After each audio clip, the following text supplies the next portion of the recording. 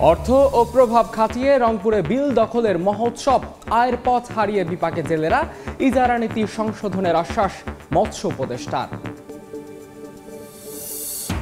এবং কার্পেনিং উঠে গিয়ে সৃষ্টি হয়েছে খানাখন্দ, বেহাল দশা রংপুর সিটি কর্পোরেশনের বেশিরভাগ সড়কে, ভোগান্তিতে নগরবাসী, বরাদ্দ না থাকার অজুহাত কর্তৃপক্ষের।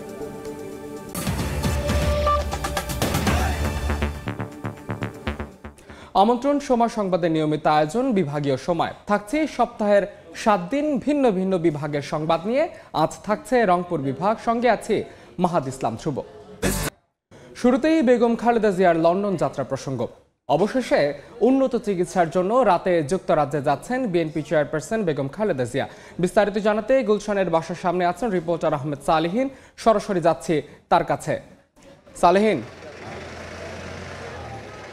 অবশেষে বিএনপি চেয়ারপারসন বেগম খালেদা জিয়া দীর্ঘ প্রতীক্ষার পর আজ রাত 10টায় কাতার এয়ার অ্যাম্বুলেন্সে করে তিনি যুক্তরাজ্যের উদ্দেশ্যে রওনা দিবেন উন্নত চিকিৎসার জন্য। এবং আজকে রাত 8টায় তিনি এই গুলশানের বাসভবন ফিরোজা থেকে তিনি বের হবেন, এটা আমরা জানতে পেরেছি। এবং সেই প্রস্তুতি কিন্তু গ্রহণ করা হচ্ছে বাসার ভেতরে। এবং ইতিমধ্যে নেতাকর্মীরা জড়ো হয়েছেন এই বিএনপি চেয়ারপারসন বেগম খালেদা জিয়ার বাসভবনের সামনে। এখানে রয়েছেন সিএসএফ সদস্য, যারা চেয়ারপারসনের সিকিউরিটি ফোর্স হিসেবে তারা রয়েছেন এবং দীর্ঘদিন যাবৎ বেগম জিয়ার সঙ্গে রয়েছেন। তারাও কিন্তু আজকে এখানে নিরাপত্তার দায়িত্বে রয়েছেন এবং বেগম জিয়াকে নিয়ে তারা এয়ারপোর্টের উদ্দেশ্যে রওনা দিবেন রাত 8টা নাগাদ, আমরা জানতে পেরেছি। ইতিমধ্যে আপনারা জানেন যে বেগম জিয়া গত বহুদিন যাবতীয় অসুস্থ এবং তার নানা রকমের শারীরিক জটিলতার কারণে তার চিকিৎসক, তার পরিবার তারা দাবি করেছিলেন যে তাকে উন্নত চিকিৎসার জন্য বিদেশে নিয়ে যাওয়ার জন্য।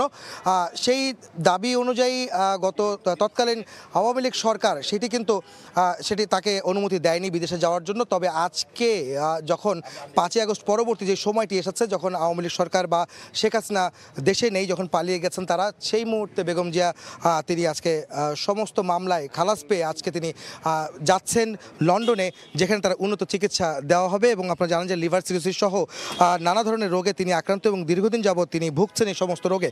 এবং তার এই শারীরিক সমস্যাগুলোর উন্নত চিকিৎসার জন্যই আজকে মূলত তিনি যুক্তরাজ্যে যাবেন। আপনারা জানেন যে যুক্তরাজ্যে অবস্থান করছেন বিএনপি চেয়ারপারসন, ভারপ্রাপ্ত চেয়ারম্যান তারেক রহমান, এবং তার পরিবার সেখানে রয়েছেন দীর্ঘদিন যাবৎ। এবং তার কাছে গিয়ে তিনি উঠবেন এবং তার সঙ্গে দেখা হবে। এবং দীর্ঘ 7 বছর পর তিনি আজকে লন্ডনে যাওয়ার পর তার সাথে দেখা হবে, তাদের সাথে পরিবারের সাথে সময় কাটাবেন। এবং সেখানে থেকেই তিনি মূলত চিকিৎসা গ্রহণ করবেন লন্ডন ক্লিনিকে। এবং সেই লন্ডনে অবস্থিত যে লন্ডন ক্লিনিকে তার চিকিৎসা দেওয়া হবে। এবং সেখান থেকে তিনি যুক্তরাষ্ট্রের উদ্দেশ্যে যাবেন কিনা সেই বিষয়টিও কিন্তু তার চিকিৎসকরা বলেছেন। যদি যুক্তরাজ্যে তার চিকিৎসা সম্পন্ন হয়ে যায়, সেক্ষেত্রে তার যুক্তরাষ্ট্রে যাওয়ার প্রয়োজন নেই। তবে তিনি খুব শীঘ্রই চিকিৎসা শেষেই তিনি সুস্থ হয়ে দেশে ফিরবেন এবং সবার সঙ্গে আবারও একত্রিত হবেন, সেই বিষয়গুলো কিন্তু তার চিকিৎসকরা আমাদেরকে জানিয়েছেন। আপনারা জানেন যে কাতারের আমির বেগম জিয়ার এই যুক্তরাজ্যে যাওয়ার জন্য একটি এয়ার অ্যাম্বুলেন্স পাঠিয়েছেন এবং যেটি তাদের ভিআইপি যেই এয়ার অ্যাম্বুলেন্স কাতার আমিরের, সেই অ্যাম্বুলেন্সটি কিন্তু পাঠানো হয়েছে ঢাকা। গতকাল রাত 7টা 40 মিনিটে ঢাকা বিমানবন্দরে এসে পৌঁছেছে এবং সেই এয়ার অ্যাম্বুলেন্সটি প্রস্তুত রয়েছে। বেগম জিয়া যাওয়ার পরেই ঢাকা যে বিমানবন্দরে তার ইমিগ্রেশনের আনুষ্ঠানিকতা শেষ করেই মূলত তিনি রাত 10টায় ফ্লাই করবেন লন্ডনের উদ্দেশ্যে। এবং আমরা যত জানতে পেরেছি যে কাতারের দোহায় একটি যাত্রা বিরতি হবে, যেখানে এয়ার অ্যাম্বুলেন্সের ফুয়েল নেওয়ার একটি বিষয় রয়েছে এবং তার শারীরিক যে অবস্থার কিছু স্বাস্থ্য পরীক্ষা নিরীক্ষা করা হবে। এবং কাতারের আমিরের একটি সৌজন্য সাক্ষাতের কথা রয়েছে দোহা বিমানবন্দরে, সেটি কিন্তু আমরা জানতে পেরেছি। সেটি নতুন একটি তথ্য আপনাকে জানিয়ে রাখি। এবং তারপরে আবার দোহা থেকে তিনি লন্ডনের উদ্দেশ্যে রওনা করবেন। হিথ্রো বিমানবন্দরে তাকে রিসিভ করবেন তার বড় ছেলে বিএনপির ভারপ্রাপ্ত চেয়ারম্যান তারেক রহমান এবং তার পরিবার, বিএনপির নেতাকর্মীরা এবং দ্য লন্ডন ক্লিনিকের চিকিৎসকরা তাকে ওখানে রিসিভ করার জন্য অপেক্ষায় থাকবেন। তো এই ছিল আমার কাছে বিএনপি চেয়ারপারসনের বাসভবন ফিরোজার সামনে থেকে সবশেষ খবর। বেগম খালেদা জিয়ার লন্ডন যাত্রা প্রসঙ্গে সবশেষ খবর জানতে সরাসরি যুক্ত ছিলাম তার বাসভবনের সামনে। বিভাগীয় সময় আরও থাকছে। উত্তরের জনপদে শীতের দাপট, হিমেল হাওয়ার সঙ্গে ঘন কুয়াশায় বেড়েছে ভোগান্তি, বিপাকে ছিন্নমূল ও শ্রমজীবীরা। 2-3 দিনের মধ্যে আবারও শৈত্যপ্রবাহের পূর্বাভাস। একটা সময় রংপুরের মৎস্যজীবীদের জীবন জীবিকা নির্ভরশীল ছিল নদী ও বিলের উপর। তবে রাজস্ব আয়ের জন্য সরকার বিল ইজারা দেওয়া শুরু করলে গত 2 দশক ধরে অর্থ ও প্রভাব খাটিয়ে বিলগুলো দখলে নিচ্ছে মৎস্য ব্যবসায়ীরা। যদিও বিলগুলো জেলেদের জন্য বরাদ্দ থাকার কথা ছিল, মৎস্য উপদেষ্টা বলছেন উন্মুক্ত এসব জলাশয় ইজারা দেয়া বিগত সরকারের ভুল নীতি। এসব সংশোধনের উদ্যোগ নেওয়া হবে। শাকিল মাহমুদের ছবিতে নাজমুল ইসলাম নিশাতের রিপোর্ট। 29.45 হেক্টর আয়তনের রংপুরের কাপফ্রিখাল বিলটি গেল 20 বছর ধরে ইজারা দিচ্ছে সরকার। ফলে স্থানীয় মৎস্যজীবীরা বিলে মাছ ধরতে পারেন না। বিভিন্ন সংগঠনের মাধ্যমে রাজনৈতিক প্রভাব খাটিয়ে এসব বিল এখন মৎস্য ব্যবসায়ীদের দখলে। এলাকাবাসী বলছেন, বিল ব্যবস্থাপনায় ইজারা নীতি সরকারের রাজস্ব আয় বাড়লেও নিম্নমুখী করছে জেলে ও দরিদ্র জনগোষ্ঠীর জীবনমান। ডাকি নিয়েছে সরকার থেকে, এখন লিস্ট দিয়েছে, তারা তো আর নাম বের দেয় না। তার কোনো বাইরে কোনো ইনকাম নাই, কোনো কাজ করা চলে না, এই নদী দিয়ে ওরা চলে। বেসরকারি প্রতিষ্ঠান রিভার অ্যান্ড পিপলের গবেষণা বলছে, শতকরা 85 জন জেলে বিলগুলোতে মাছ ধরার অধিকার হারিয়েছে। 70% জেলে বিকল্প পেশায় যেতে বাধ্য হয়েছেন। একটা জীবন চক্র যখন ভেঙে পড়ে, এই যে জীববৈচিত্র্যের যখন ক্ষতি হয়, তখন ধীরে ধীরে কিন্তু সেটা মানুষেরই ক্ষতি।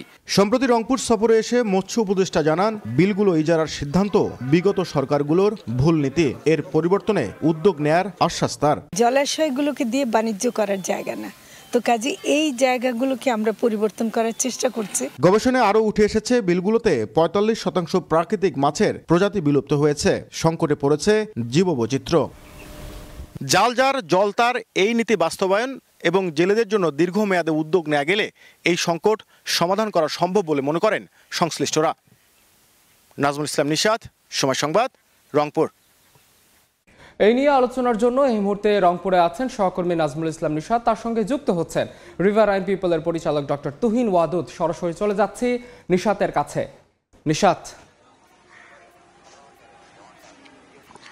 রংপুর বিভাগে অসংখ্য প্রাকৃতিক জলাশয় রয়েছে, যেগুলো আসলে সরকার রাজস্ব আদায়ের লক্ষ্য নিয়ে সেই জলাশয় কিংবা বিলগুলো ইজারা দেওয়া হচ্ছে। এর ফলে আমরা দেখছি যে মৎস্য ব্যবসায়ীরা মূলত বিপুল অর্থ এবং প্রভাব খাটিয়ে সেই জলাশয়গুলো তারা ইজারা নিচ্ছেন। ফলে প্রকৃত যারা জেলে তারা কিন্তু সেই জলাশয়গুলোতে মাছ ধরতে পারছে না। ফলে বিশাল এক জনগোষ্ঠী কর্মহীন হচ্ছে, তাদের পেশা পরিবর্তন করতে বাধ্য হচ্ছেন এবং অনেক ক্ষেত্রে তারা আসলে অর্থ সংকটে দিনাতিপাত করছেন। সম্প্রতি মৎস্য উপদেষ্টা রংপুরে এসেছিলেন, সফরে এসে তিনি বলেছিলেন যে বিগত সরকারের সময় প্রাকৃতিক জলাশয় ইজারা দেওয়ার যে নীতি সেটি আসলে ভুল, এবং তিনি যেটি বলেছিলেন যে সেটি সংস্কারেরও উদ্যোগ নেওয়া হবে। আমরা এসব বিষয় নিয়ে আলোচনা করব। আমার সাথে অতিথি হিসেবে রয়েছেন ডক্টর তুহিন ওয়াদুদ, পরিচালক রিভার অ্যান্ড পিপল। আপনার কাছে সরাসরি জানতে চাই যে প্রাকৃতিক জলাশয়ে একটা সময় এসব লিজ দেওয়া হতো না, জেলেরা মূলত মাছ ধরে জীবিকা নির্বাহ করতো, দরিদ্র মানুষরা মাছ ধরতে পারতেন। এই যে গত 2-3 দশক ধরে সব ইজারা দেওয়া হচ্ছে, এর ফলে এক ধরনের সংকট তৈরি হচ্ছে কিনা, কিংবা প্রাকৃতিক জলাশয়ে ইজারা দেওয়া আসলে কতটা যৌক্তিক বলে মনে করেন? আচ্ছা, ধন্যবাদ যারা শুনছেন। আসলে আমাদের প্রাকৃতিক যেই জলাশয়গুলো আছে, এই জলাশয়গুলোকে প্রাকৃতিক অবস্থায় রাখাই হয়নি। প্রাকৃতিক অবস্থায় না রাখার কারণে আমরা যেটা চোখে দেখি এবং দেখি না, দু রকমের ক্ষতি হয়েছে। এই প্রাকৃতিক জলাশয়গুলোতে প্রচুর পোকামাকড় ছিল, কচ্ছপ ছিল, এমনকি যে ভোঁদর বিলুপ্ত হয়ে গেছে, এই ভোঁদরও কিন্তু এই জলাশয়ে থাকতো। এগুলো সব কিছুই নষ্ট করে ফেলেছি আমরা। অল্প কয় টাকা, এটা কিন্তু যে রাজস্ব খুব বেশি টাকা আসে তা কিন্তু নয়। কিন্তু আমরা জলাশয়গুলো নষ্ট করতে গিয়ে কি করেছি? জলাশয়গুলো বলা হয়েছে জাল যার জলাতার, কিন্তু বাস্তবে হলো ক্ষমতা যার জলাতার। জাল যার জলাতার তার দু কারণে হয়নি। একটা হচ্ছে বড় বড় যেগুলো জলাশয় আছে, এই জলাশয়গুলোতে জেলেরা চাষ করবে, এই টাকা কিন্তু তাদের নেই। আর একটা হচ্ছে যে সব এলাকায় আমরা দেখেছি যে কোথাও অর্থনৈতিক প্রভাব খাটিয়ে, কোথাও রাজনৈতিক প্রভাব খাটিয়ে এগুলো যারা মৎস্যজীবী নয় তারা গ্রহণ করেছে। এটা গ্রহণ করেছে দুইভাবে। আমাদের যেটা স্টাডি আছে, যেটা আছে, সেটা আমরা দেখেছি যে কোনো ক্ষেত্রে সবাই মৎস্যজীবী, কিন্তু মৎস্যজীবীর নামে নেওয়ার পরই সেগুলো সাবলিজ দিয়ে দেওয়া হয়েছে। আবার যারা সাবলিজ নিয়েছে তারা আবার লিজ দিয়েছে, অর্থাৎ কয়েক হাত হয়ে গেছে এগুলো। আবার আমরা অনেক জায়গায় দেখেছি যে নামে আছে মৎস্যজীবী সমবায় সমিতি, কিন্তু ওখানে দেখা যাচ্ছে যে একজনও মৎস্যজীবী নেই।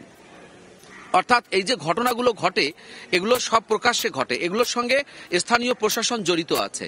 যখন অমৎস্যজীবী এগুলোকে লিজ দেওয়া হয়, তখন যারা লিজ দেন সেই লিজদাতা কর্তৃপক্ষের সঙ্গে একটা যোগসাজশ হয়। অর্থাৎ অনেক জায়গাতেই আমরা দেখেছি যারা লিজ দেন সরকারি কর্মকর্তা, তাদের সঙ্গে লিজ গ্রহীতার একটা যোগসাজশ আছে, যোগসাজশের ভিতর দিয়ে এগুলো লিজ দেওয়া হয়। এগুলো যে বড় এই প্রক্রিয়াটা আপনি বলেন যে খুব বেশি রাজস্ব আসে, এমনটা না। তাহলে এই প্রক্রিয়াটা আসলে কেমন করা উচিত? সম্প্রতি মৎস্য উপদেষ্টা বলেছিল এটি একটি ভুল নীতি, প্রাকৃতিক জলাশয় বাণিজ্যিক কাজে ব্যবহার করা আসলে সঠিক নয়। আপনি কি মনে করেন এবং কি ধরনের প্রক্রিয়া নেওয়া যেতে পারে?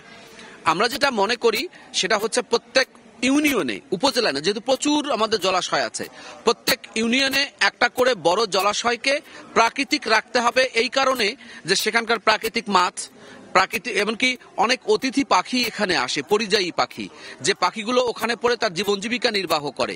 ওখানকার নানান কীট পতঙ্গ, মানুষ যদি মনে করে যে শুধু মানুষই পৃথিবীতে বেঁচে থাকবে আর কোনো প্রাণী বেঁচে থাকবে না, তাহলে কিন্তু মানুষ টিকতে পারবে না। দীর্ঘদিনে যে একটা বৃত্ত গড়ে উঠেছে নানান পশু পাখি প্রাণী সবকিছুর ভিতর দিয়ে কিন্তু মানুষের টিকে থাকা, সেটা নষ্ট করা যাবে না। আর যেগুলো লিজ দেওয়া হবে শুধু সেই সমস্ত লিজ দেওয়া যেতে পারে যেগুলো প্রাকৃতিক আবহ ঠিক রেখে প্রকৃত মৎস্যজীবীরা চাষাবাদ করে খাবে, শুধু সেগুলো কোনো রকম লিজ দেওয়া যেতে পারে, কিন্তু সবগুলো নয়। প্রত্যেক ইউনিয়নে আমরা চাই প্রাকৃতিক জলাশয় থাকুক, আমরা চাই প্রাকৃতিক বনভূমি থাকুক।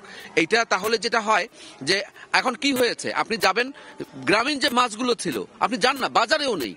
আপনি বলছেন যে একটি প্রক্রিয়ার মধ্যে দিয়ে যেতে হবে। আমরা আলোচনা করছিলাম যে প্রাকৃতিক জলাশয়গুলো আসলে উন্মুক্ত রাখতে হবে এবং একই সাথে জীববৈচিত্র্য যাতে হুমকিতে না পড়ে সেই দিক থেকেও খেয়াল রেখে এই প্রাকৃতিক জলাশয়গুলো লিজ দিতে হবে। এবং আরেকটি বিষয় যে যারা প্রকৃত মৎস্যজীবী তারা যেন এই প্রাকৃতিক জলাশয়গুলো পান সেই বিষয়টিও খেয়াল রাখতে হবে। তো সবকিছু মিলে আমার সাথে আলোচনা ছিল আজকে বিল নিয়ে আলোচনা। আমার সাথে যুক্ত ছিলেন ডক্টর তুহিন আদত।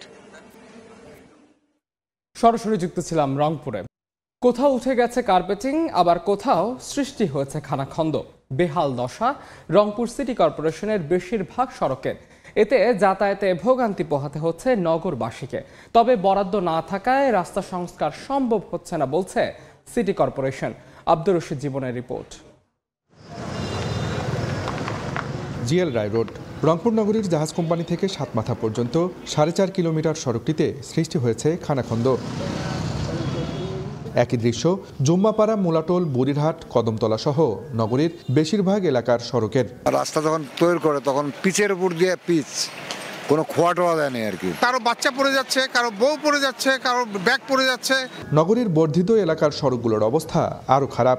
আগামী বর্ষার আগেই সংস্কারের দাবি নগরবাসীর। এই জায়গাটায় খুব দ্রুত তাদের হাতে যে প্রশাসনিক ক্ষমতাগুলো, ডেভেলপমেন্টের যে কাজগুলো ছিল, এই রুটিন কাজগুলো কিন্তু অব্যাহত রাখা দরকার। তবে সিটি কর্তৃপক্ষ বলছে চলতি অর্থ বছরে বরাদ্দ না থাকায় সড়ক সংস্কার সম্ভব হচ্ছে না।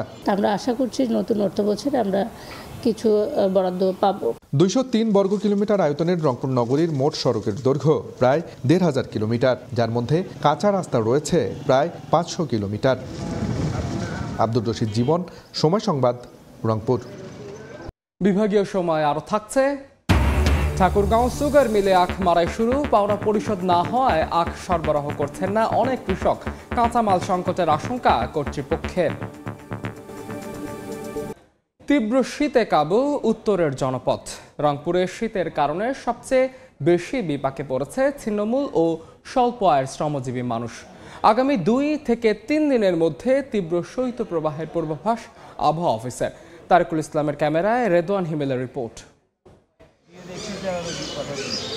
পৌষের শুরু থেকেই শীতের তীব্রতা বাড়তে থাকে রংপুরে। বর্তমানে মৃদু শৈত্যপ্রবাহ বয়ে যাচ্ছে বিভাগের কয়েকটি এলাকার ওপর দিয়ে। হিমেল হাওয়ার সঙ্গে ঘন কুয়াশায় বেড়েছে ভোগান্তি। সবচেয়ে বিপাকে পড়েছেন হতদরিদ্র, ছিন্নমূল ও স্বল্প আয়ের শ্রমজীবী মানুষ। হাড় কাঁপানো শীতে মিলছে না কাজ, কমেছে আয়। অনেকে খড়কুটো দিয়ে আগুন জ্বালিয়ে শীত নিবারণের চেষ্টা করছেন। আমরা গিট করি, কাঁপি, কাজ কাম নাই। এখন কোন রকম আশায় যদি হয়, না হলে ঘুরি চলে যাই, বসে থাকা লাগে। হ্যাঁ, এইভাবে আমার দিনপত্র চলে না। তবে শীত ঘিরে মৌসুমী পিঠার পসরা নগর জুড়ে তৈরি করেছে ভিন্ন আমেজ। এ সময়টাতে বাড়তি আয়ে খুশি পিঠা ব্যবসায়ীরা। প্রতিদিন 1600, 1700, 2000 এরকম করে বিক্রি হয়। আল্লাহ দিলে মোটামুটি ভালো বেচা কেনা হয়। আগে ঘাটতিটা এখন আমাদের উঠতেছে গড়ে আমার ৩-৪ হাজার টাকা বিক্রি হয়। আবহাওয়া অফিস বলছে আগামী 2 থেকে 3 দিনের মধ্যে শৈত্যপ্রবাহের আশঙ্কা আছে। আর জেলা প্রশাসন বলছে অসহায় শীতার্তদের সহায়তায় রয়েছে সব ধরনের প্রস্তুতি। আগামী বুধবার থেকে টেম্পারেচার কমার সম্ভাবনা আছে, সেক্ষেত্রেই হয়তো ওরমগুলো অঞ্চলে এদিক দিয়ে মৃদু মাঝারি বা তীব্র শৈত্যপ্রবাহ পড়ে যেতে পারে। শীতের জন্য আমরা যে কম্বল প্রাপ্তি হয়েছে সেই কম্বল পাওয়ার সংখ্যা হচ্ছে 33,332। শুধুমাত্র সরকারি ভাবেই না, আমরা বেসরকারিভাবেও বিভিন্নভাবে কম্বল জোগাড় করে বিভিন্ন সংস্থার মাধ্যমে কম্বল বিতরণ চলছে। চলতি সপ্তাহে রংপুর বিভাগে তাপমাত্রার পারদ 10 থেকে 12 ডিগ্রি সেলসিয়াসের ঘরে ওঠানামা করছে। রেদওয়ান হিমেল, সময় সংবাদ, রংপুর। ঠাকুরগাঁও সুগার মিলে চলছে চলতি মৌসুমের আখ মাড়াই কার্যক্রম। তবে সময় মতো অর্থ পরিশোধ না করা ও হয়রানি সহ নানা কারণে আখ সরবরাহ করছেন না মিল জোন এলাকার অনেক কৃষক। অনেকের দাবি তাদের উৎপাদিত আখ দিয়ে যান্ত্রিক মেশিনে তৈরি করছেন গুড়। এতে কাঁচামাল সংকটে পড়ার আশঙ্কায় মিল কর্তৃপক্ষ। জিয়াউর রহমান বকুলের রিপোর্ট। চলতি মৌসুমে ঠাকুরগাঁও সুগার মিলে 65 দিনের আখ মারাই শুরু হয় গত ডিসেম্বরের দ্বিতীয় সপ্তাহ থেকে। পঞ্চগড় ও দিনাজপুরের শেতাবগঞ্জ সুগার মিল বন্ধ থাকায় সেখানকার চাষিরাও আখ সরবরাহ করছেন এ মিলে, তবুও আখের সংকট যেন কাটছে না। অন্যদিকে মিলজন এলাকায় মাঠের পর মাঠ আখ উৎপাদনের পর যান্ত্রিক মেশিনের সাহায্যে তৈরি করা হচ্ছে আখের গুড়। এমনকি স্থানীয় প্রশাসনের বিভিন্ন সময়ের অভিযানও বন্ধ করা যাচ্ছে না গুড় উৎপাদন। ফলে এ মৌসুমেও কাঁচামাল সংকটের আশঙ্কায় চিনিকল কর্তৃপক্ষ। রাতের অন্ধকারে এই কার্যক্রমগুলো পরিচালনা করছে। ইতিমধ্যে 2টি ভ্রাম্যমাণ কোর্ট পরিচালনা করা হয়েছে, সেখানে তাদের জরিমানাও করা হয়েছে। তবে কৃষকের অভিযোগ, কম মূল্যে আখ দিয়েও সময় মতো অর্থ না পাওয়ার পাশাপাশি নানা হয়রানির কারণে বাধ্য হয়ে গুড় উৎপাদন করছেন তারা। নিজের জমিতে আবাদ লাগাই, ওদের আশা কুশাদ থুইলে আমরা কিছু আবাদ করতে পারি না। অনেক প্রশাসনের চাপ ভোগ করতে হয়। ওরা কত অনলাইনে টাকা পাঠা দিব, কতবার যদি 3 মাস পর টাকা আছে তাও টাকা নাই। এই আখের দামটা যদি সরকার আরো বেশি বৃদ্ধি করে, আখের প্রতি আর আগ্রহ জাগবে যে আমরা আখ বেশি বেশি আবাদ করব। আখের সংগ্রহ ও মূল্য বাড়াতে উদ্যোগ নেওয়ার আশ্বাস চিনিকল কর্তৃপক্ষের। দামের সামঞ্জস্য রেখে আখের মূল্যটা যেন ক্রমান্বয়ে বৃদ্ধি করা যায়, সেটার জন্য আমরা আলোচনা চালাচ্ছি এবং নিশ্চয়ই সরকার এটা অবগত আছে। হয়তো এটা আমরা আশা করছি যে এটা আমরা পজিটিভলি পাবো। ঠাকুরগাঁও সুগার মিলের তথ্য মতে চলতি মারাই মৌসুমে 85,000 মেট্রিক টন আখ মারাই করে 6,200 মেট্রিক টন চিনি উৎপাদনের লক্ষ্যমাত্রা নির্ধারণ করা হয়েছে। জিয়াউর রহমান বকুল, সময় সংবাদ, ঠাকুরগাঁও। লাভজনক হয় দিনাজপুরের হাকিমপুরে বাড়ছে সরিষার আবাদ। চলতি রবি মৌসুমে হাকিমপুর উপজেলায় 2,626 হেক্টর জমিতে সরিষার আবাদ হয়েছে।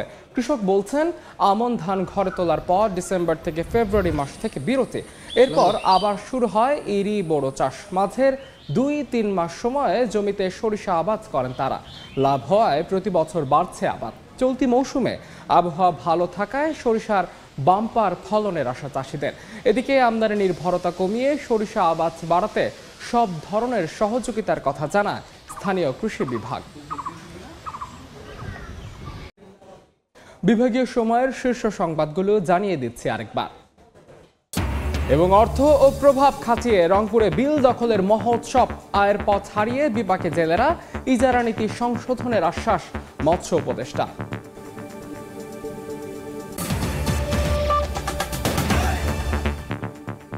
এই ছিল বিভাগীয় সময়। আগামীকাল থাকবো রাজশাহী বিভাগের আয়োজন নিয়ে। সঙ্গে থাকুন সময়।